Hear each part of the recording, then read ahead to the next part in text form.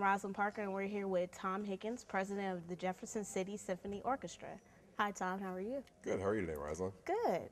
And can you tell us a little bit about the Symphony Orchestra and the ideas behind it? Yeah, Jeff City Symphony is a group of local musicians, most of us, and we want to play. And so this group was reformed in the late 40s, and we lost our last original member, I think, 2 or 3 years ago. But some of us, I've been playing for 32 years now in this group, and it's a great group. We come in Monday nights and we have fun and we play and we get to play good music, you know. So. And what is it that they're doing behind us right now? They're practicing, or? Yeah, some of the people are warming up. They have throughout the building. There are each of the sections, the brass section, the woodwind section, the string section, have their instruments there, and kids can come up and play on the instruments. And so it's kind of a neat deal. You know, it's kids that haven't gotten ever to play on an instrument. It's kind of a neat deal for them. So, and some of the instruments, the violins, for instance. You know, if you live in a small town in the surrounding area, you know, there's no string programs, and you know, a kid may never have seen anybody actually live play a violin or cello before, so it gives them an opportunity to do that. All right. And in closing, is there anything that you would like to tell our viewers?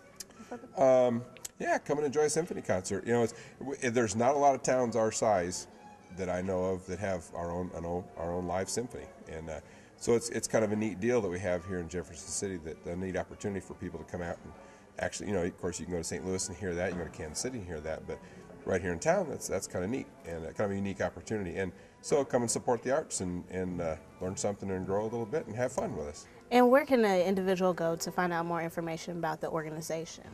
Well, either the Jefferson City Symphony Orchestra's website, we have our own website, and there's also a website for our parent organization, the Jeff City Concert Association. And both of those have information on upcoming concerts and how to get tickets and that kind of stuff, have our schedule on. So. All right. Thank you.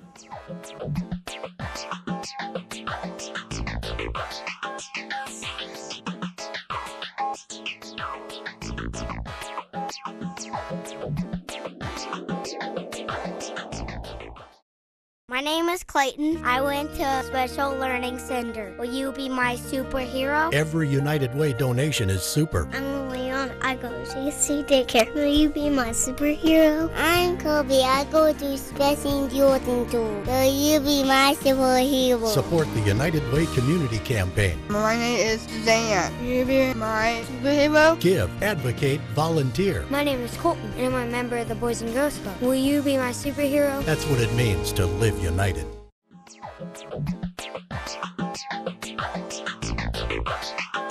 Hey, Mike Downer, what you doing here? Well, I'm a member of the Community Concert Association, and we've got some great things going on in the building here. Right now, what we have going on is a playing zoo, and this is where children can come up and play some of the instruments that the orchestra plays. Behind us, we have the percussions, and you got a number of percussion instruments. But we've got others. We've got strings over here. We've got woodwinds over there, and the kids are really getting a good taste of music here. So what is it that they're doing over there? This is called the Music Petting Zoo, musical instrument, and we're just letting the youngsters see what the different instruments are that they're going to hear and see on stage and get an up-close look at what they do, maybe touch the instrument, maybe try pressing some of the keys and see what happens. Okay.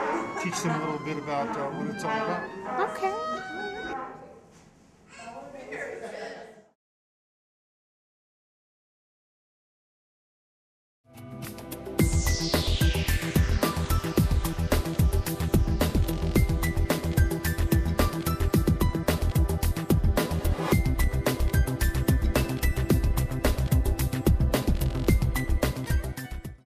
Are you overwhelmed? Homemaker Healthcare's mission is for you to maintain your independence by providing mobility, meal preparation, and personal care so you can stay safe in your home. Homemaker Healthcare is a hometown nonprofit United Way agency that has served Mid-Missouri for 40 years. From physical therapy to nursing to caregiver services, let Homemaker Healthcare take care of all your home care needs. Call 635-3900 and ask how we can assist you today. That's 635-3900. Call Homemaker Healthcare right now.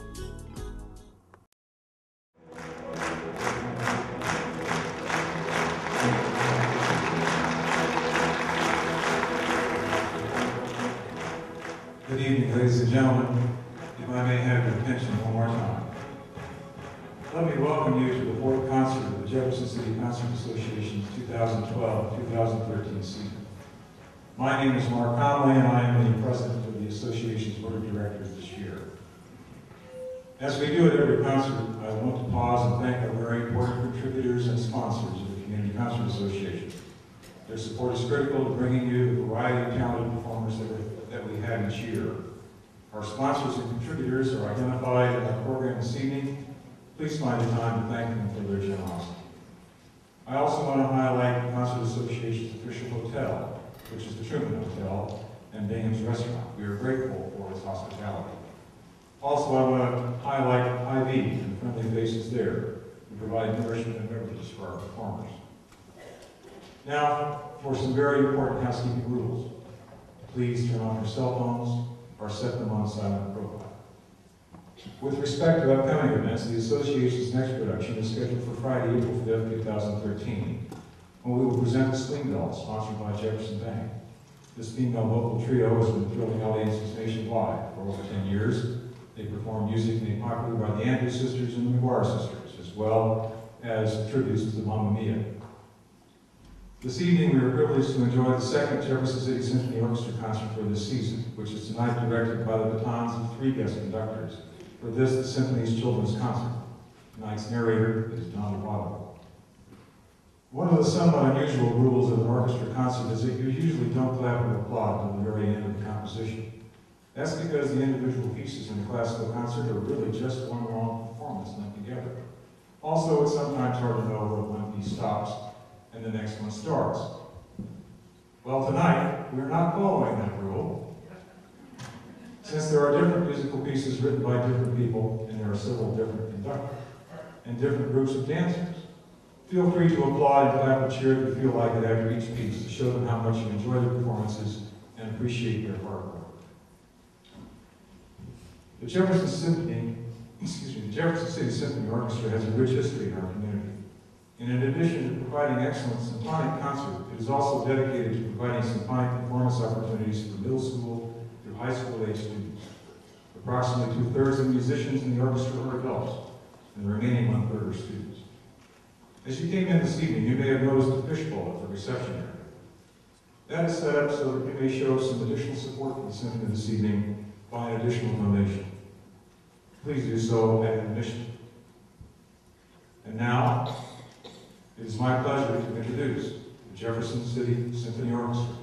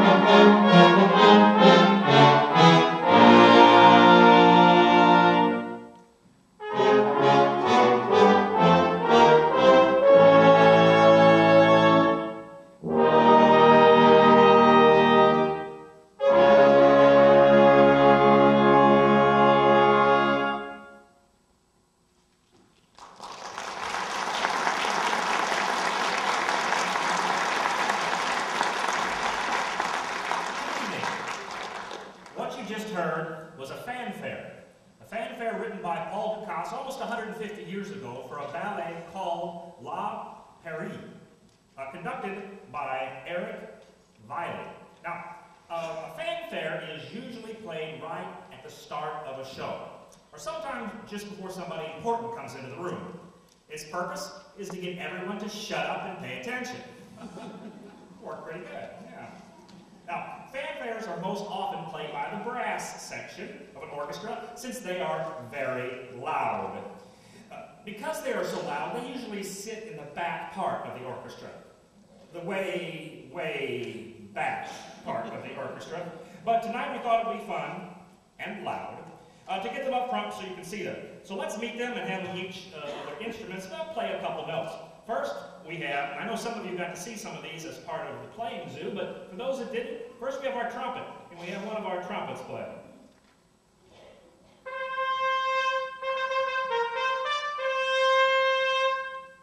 And next is a French horn.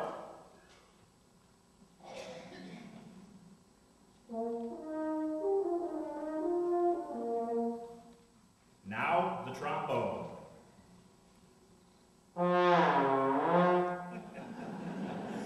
And last but not least, the tuba.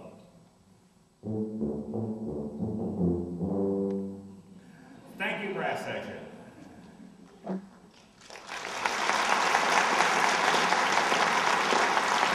brass section, of course, is only one part of an orchestra. The other sections include the woodwinds.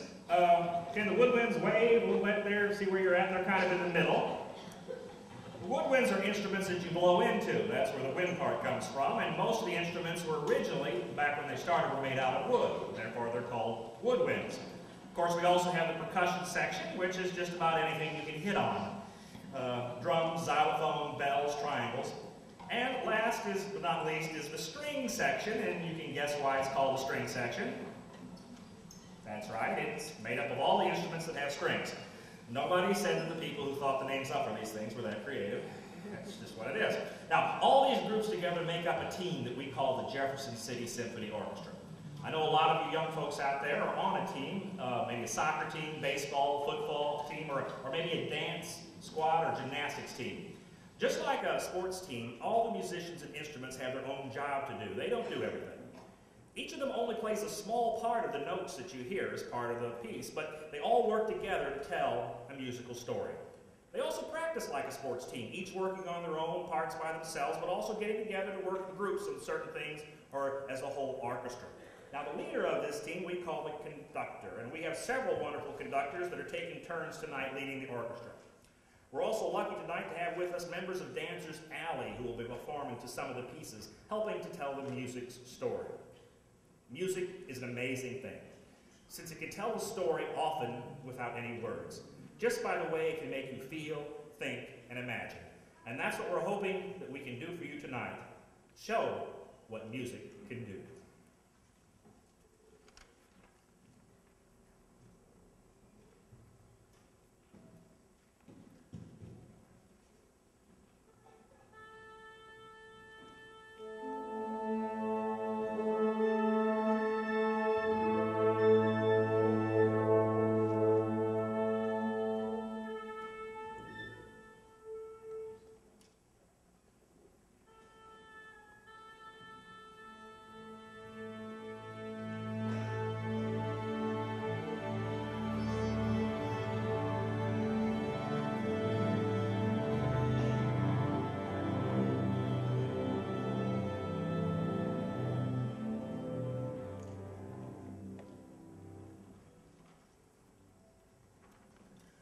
The next piece you will hear is called Morning Mood and was written by Edvard Grieg, who guessed what was from Norway, for a play called Peer Gynt. In this part of the play, Peer, the hero, has had a really bad night.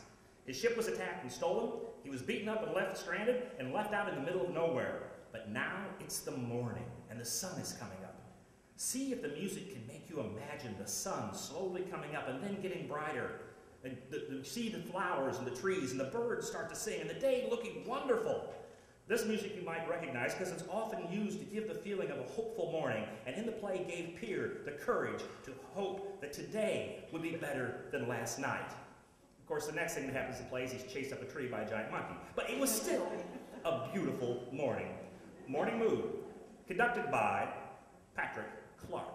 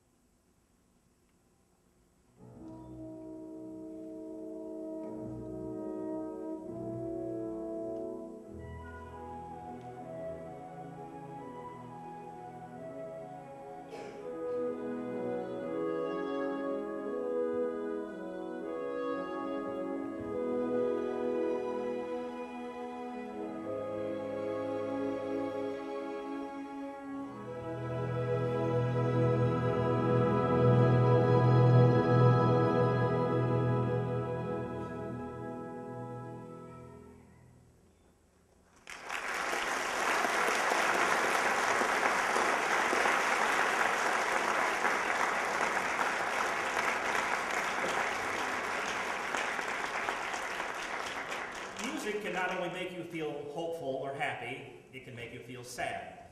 And if you're already sad about something, then listening to sad music can, in a funny way, make you feel a little better. This next selection is also from the play Peer Gynt. At this part of the play, Peer's mother has just died, which is about as sad as anything can be. See if you can hear the sadness in the music and see the sadness in the dancer's movements. Ace's Death by Edward Gripp.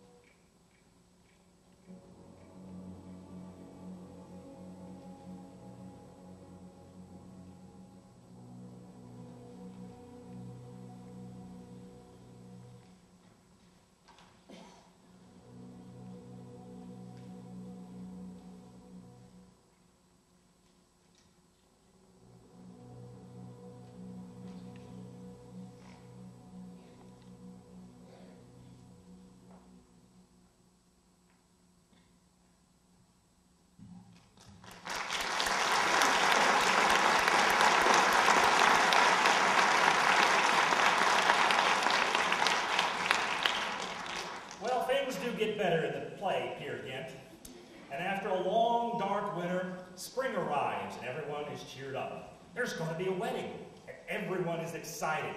The kids, the young girls are out playing in the fields, and one of them has a secret to tell. Can you tell the story without any words, just from the music and dance? Anitra's Dance from Peer Gynt.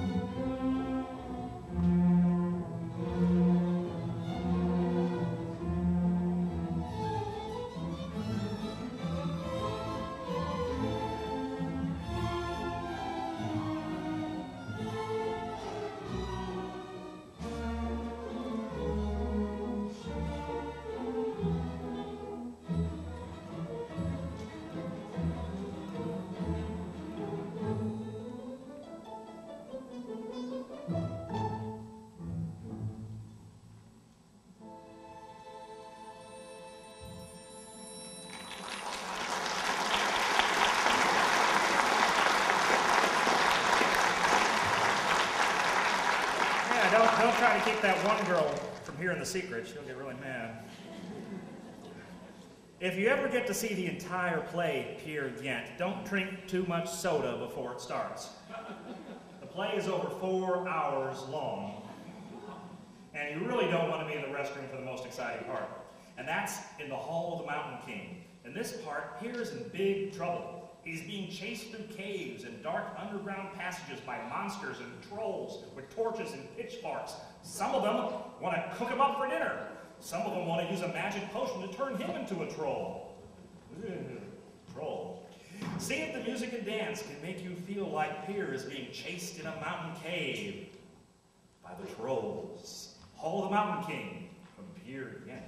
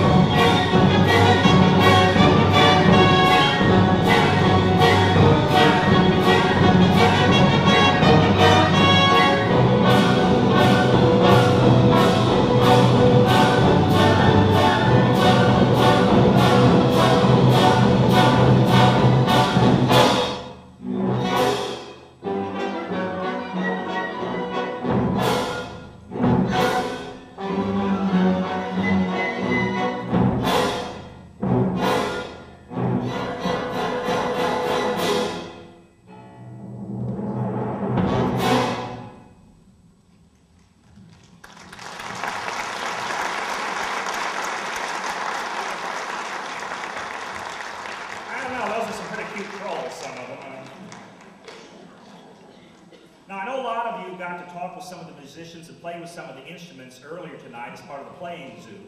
One of the questions that we heard asked is, why is everyone dressed up and dressed in black? Well, there are a couple reasons.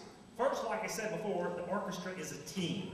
And just like a sports team or a dance troupe, teams have uniforms that make them all feel special, make them feel part of a group. And that's why we wear what we wear. The other reason, and as I know a lot of you young people won't believe this, but dressing up for a special occasion is actually kind of fun. It really is. Ask your parents and maybe they'll try to explain that to you. But that's okay. That's why you see, if you go to a concert, you see a lot of the audience dressed up as well, because it's a special occasion and they're having a good time as well. But don't feel like you have to dress up. You don't. It's not important how you look. It's important how you listen. Now, another question we had is the difference between an opera and a ballet. Well, they both start with a play, which is just a story somebody's written down to tell you by having people on stage act it out. An opera is a play where there are no spoken words, it's all singing. Just like one of those really bad episodes of Glee. Except the operas are better. And a ballet is where the story is not only told by the music, but also the dancing. We've already seen some of that here so far, and in this next selection, you take a look and see how the dancers work with the music to make you feel something. This is Norwegian Dance number 2, also by Edvard Grieg.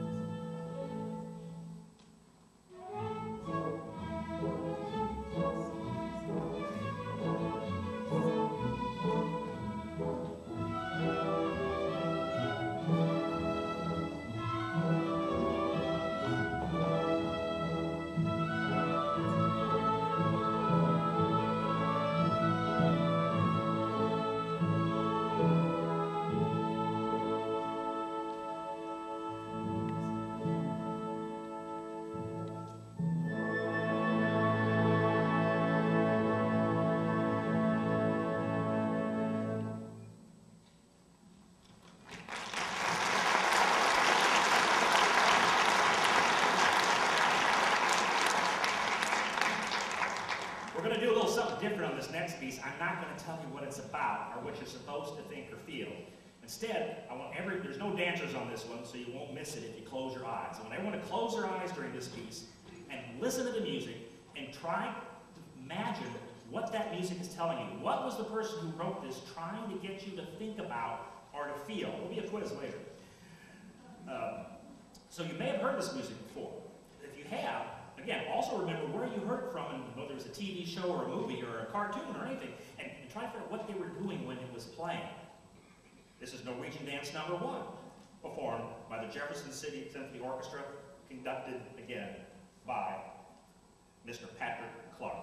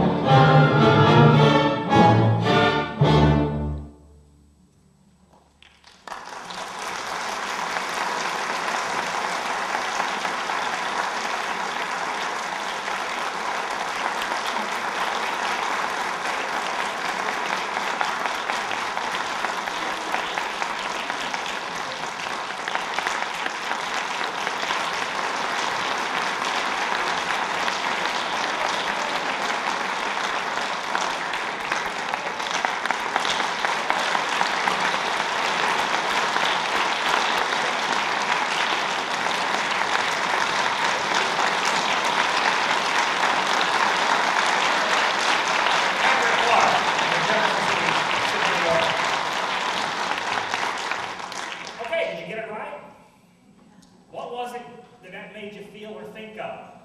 Did you figure out what he was trying to say to you? Well, I'll give you, it was a trick question, because the answer is you did get it right. Whatever it was you were thinking or feeling or imagining was right. And that's one of the really neat things about music. You can listen to something and it can mean something to you, and it'll mean something completely different to me. It can be sad to you, it can be exciting to me, and that's okay. Because that's what's great about music, especially live music like this. Because what goes on up here is only half of the show. The other half is going on in here between your ears. Now, a lot of what you heard tonight was written a long time ago, but people are doing the exact same thing today, because music can not only tell you a story by itself, it helps movies and TV shows and plays tell their stories.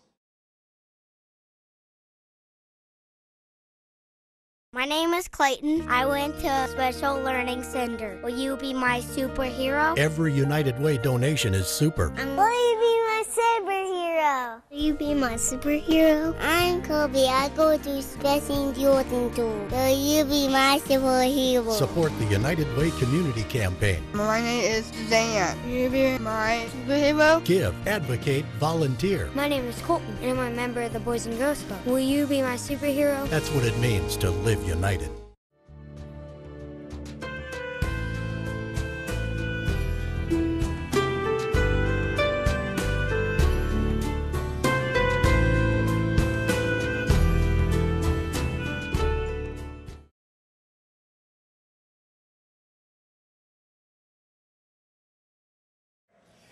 Now, music is, of course, sometimes sad and sometimes exciting and scary. Sometimes it's just plain silly. And this next piece is supposed to be kind of silly. It's called The Funeral March of the Marionettes. Now, a marionette is that kind of puppet that's controlled by strings from up above, so it kind of walks around like that. Now, they can't really die because they're not real. But in this piece, Charles Gounod has the puppets going to the puppet funeral anyway. And since puppets look sort of real, but really aren't, the funeral march at certain points sounds kind of real, but then you realize it's really not. And parents and grandparents, you'll recognize this music from an old TV show that was also sometimes serious and sometimes silly. The Funeral March of the Marionettes, conducted by Rebecca Talbot.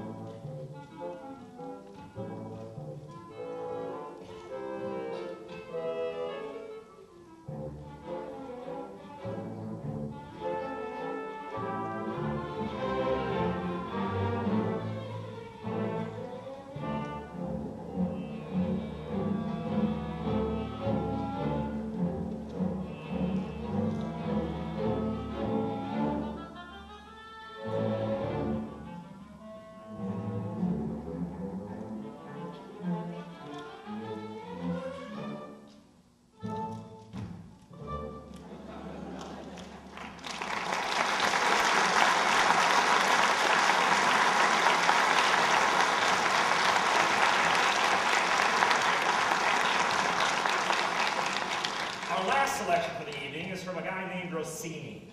Now, you may not have heard of him, but I bet you heard his music, because it's used all the time in TV shows, movies, and most importantly, Bugs Bunny cartoons. Very popular with Bugs and Daffy. This is, for those of you that have heard it before, the William Tell Overture. And it is in 4 parts. The first part is very peaceful. Picture sitting in a beautiful garden or a park or on a farm where the trees are just starting to open up in the spring and the flowers are smelling nice, and it's just a beautiful scene. And this part's played by the string section. But in part 2, a storm comes in.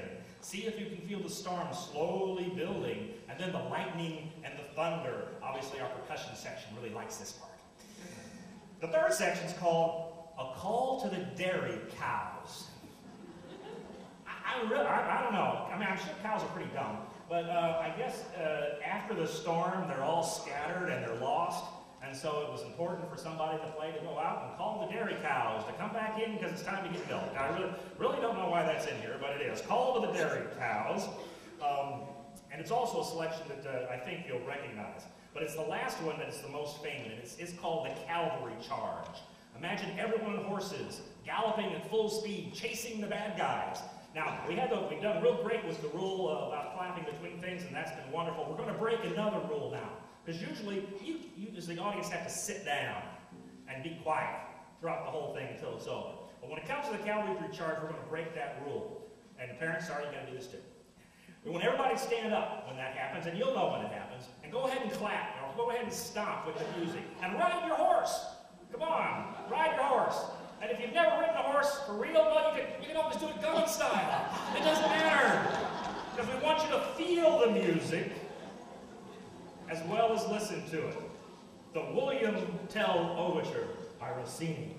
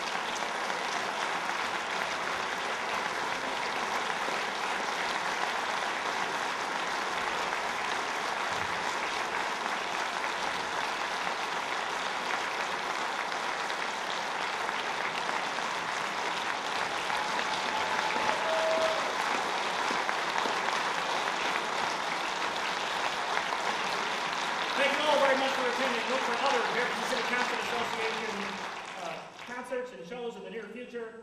I'm Don Otto, your narrator, and this is your Jefferson City Orchestra. Thank you.